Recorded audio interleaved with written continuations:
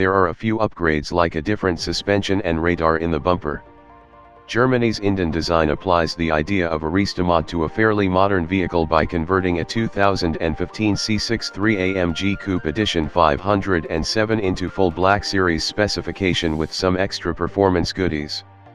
The body parts are all original components from AMG. Inden's team started by stripping the Edition 507 down to a bare chassis, and then started building the coupe back into an even more serious performance machine. Among the upgrades, the firm fits a set of KW Club Sport coilovers to replace the stock pieces.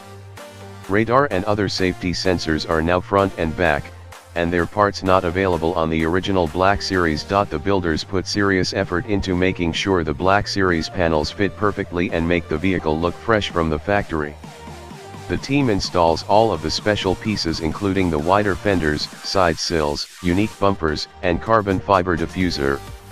The crew even takes the time to dismantle parts like the trunk and doors to paint their hinges in the appropriate color. The correct mesh is even in all of the intakes. Rather than the original multi-spoke wheels with a metal finish, Inden design fits a set of BBS F1Y spoke wheels that are 8.75 JX19 in front and 12.0 JX19 at the back.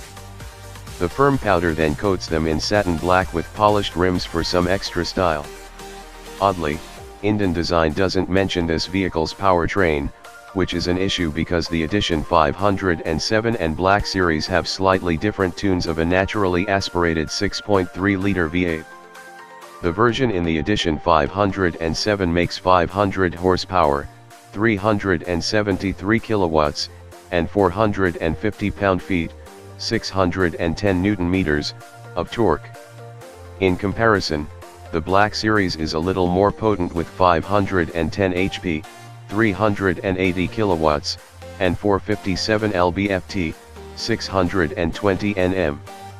This coupe with either variant of the V8 would probably be a joy to drive. Source: Inden Design.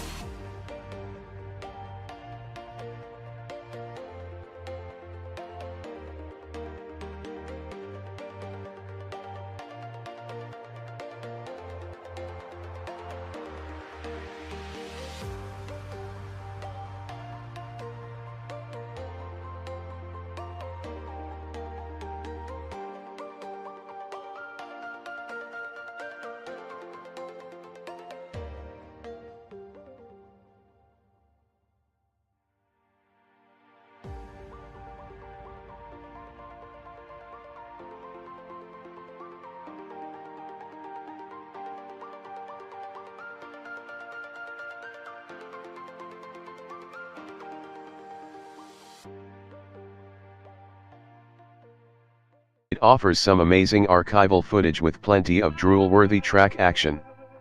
We won't say the Mercedes-AMG CLK GTR was a forgettable memento of 1990s supercar motoring, but it does tend to get overshadowed sometimes and we don't really understand why. Both the street and race variants, the latter of which positively dominated the FIA GT Championship in the late 1990s with 17 wins in just 22 races, were phenomenal machines. It seems Mercedes might be aware of this oversight, because the automaker has released a short YouTube video reminding the world just how awesome this car was. The video takes us back to 1997 and 1998, and features some rare footage of the car's development process along with interviews and racing action. In an industry where such endeavors are typically years in the making, designers and engineers went from concept to final product in just 126 days. Such abbreviated timetables aren't unheard of in motorsports. The original Ford GT40 went from paper to track in less than a year, but it took a couple years to get the winning combination dialed in.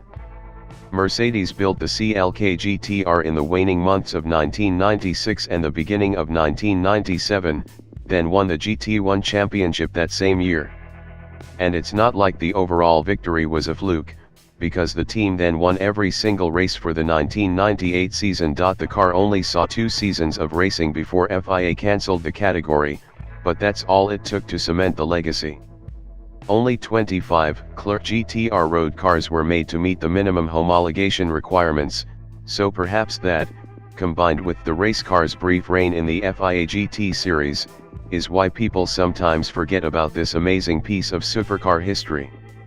In any case, thank you Mercedes-AMG for giving us this delectable reminder of why we should remember the CLK GTR.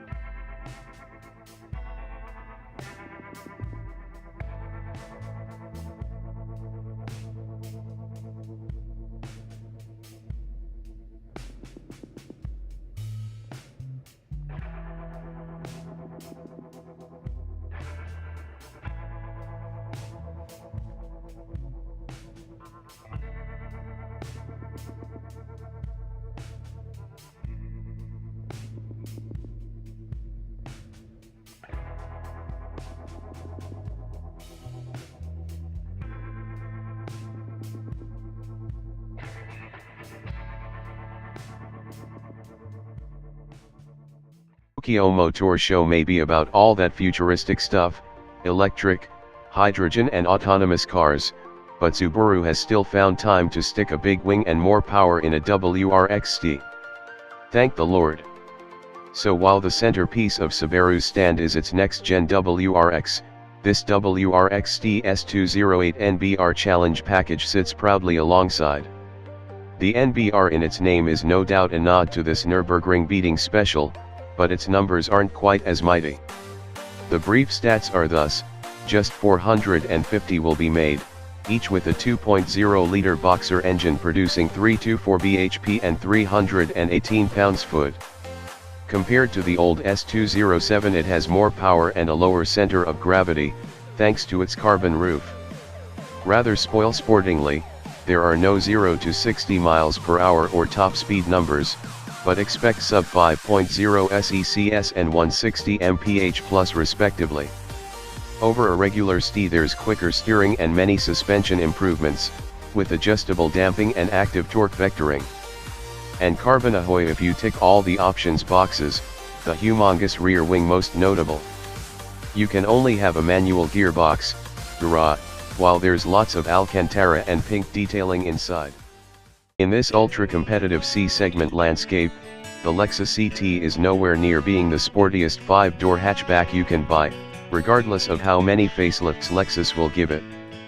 This summer, the Japanese automaker added the F-Sport-style spindle grille, new fog light bezels, modified the headlight and tail light graphics, gave it a new rear bumper, new wheels, and a new sat-nav system with a larger 10.3 screen.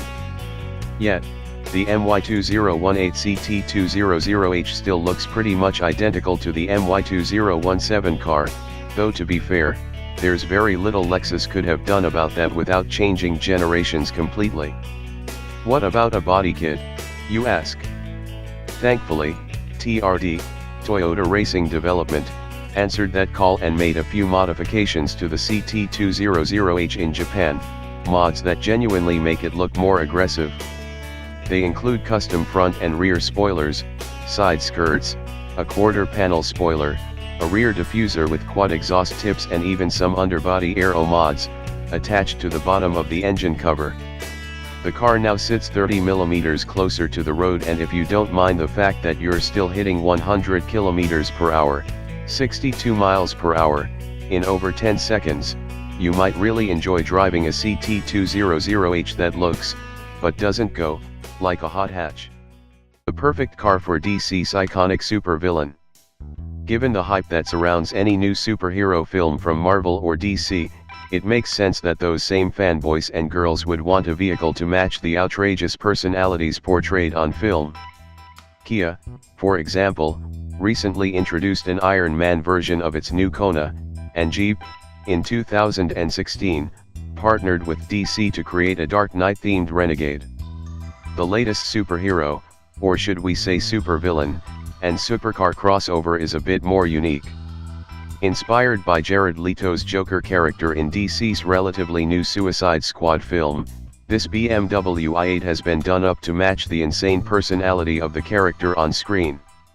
A sharp contrast to the Dark Knight-themed i8 we saw just a few days ago. The piece was created by artist René Turek, who you may remember for previous superhero vehicle mashups like the Captain America Ford Mustang, and the Iron Man Lamborghini Aventador.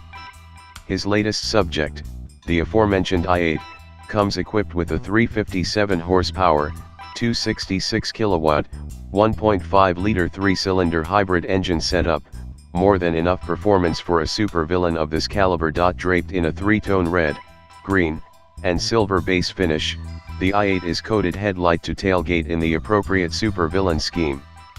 The Joker's face is painted on the hood, showing off his signature pose, while the various logos from the film, and the word HA is littered throughout the body, inspired by the various tattoos Jared Leto wears in the film. Along with the unique paint, the car has been fitted with LED lighting fixtures on the hood, and side panels that illuminate various angles and wording, as noted in the photos above. Overall, it's a pretty unique piece.